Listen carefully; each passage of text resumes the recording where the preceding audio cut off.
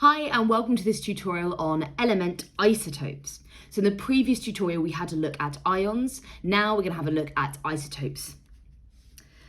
You remember from GCSE that isotopes are atoms of the same element with a different number of neutrons. So they are going to have a different isotopes of the same element have a different mass number.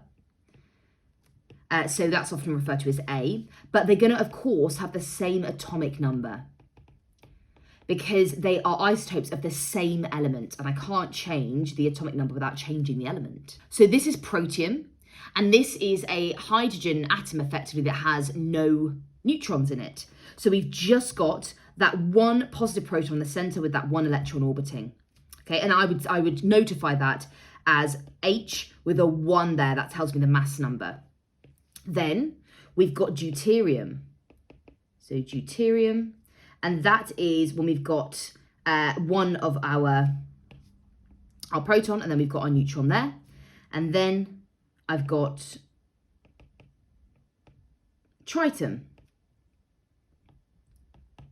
So you can see it's my hydrogen atom, but I've got a mass number of 3. So I've got 2 extra neutrons there. With deuterium, it's a mass number of 2 because I've got a proton and 1 extra neutron. So they often have different names as well. So I'm not changing the proton number. You can see the yellow spheres here representing the protons is the same for each of them. Hence, we've got an H here.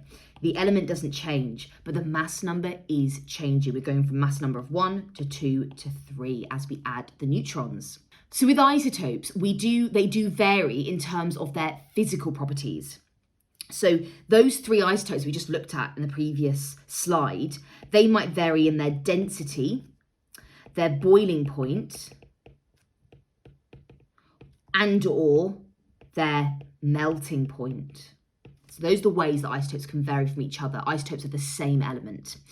Now, the chemical properties of isotopes of the same element, they're very similar, actually, because the chemical properties of an element is determined by the number of electrons it has. So the transfer of electrons.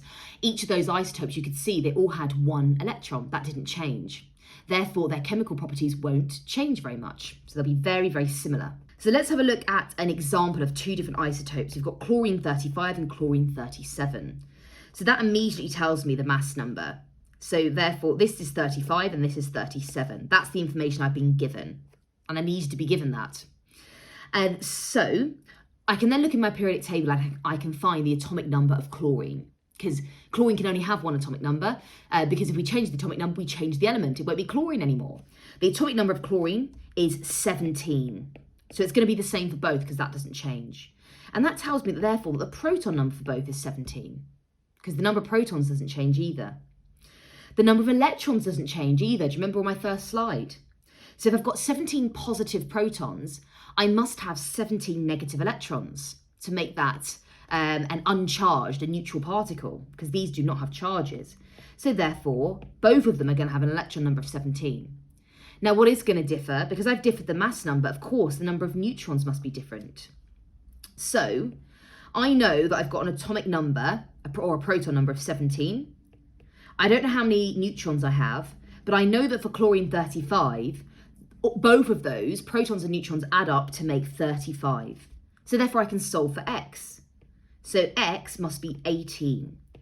So there must be 18 neutrons in chlorine-35.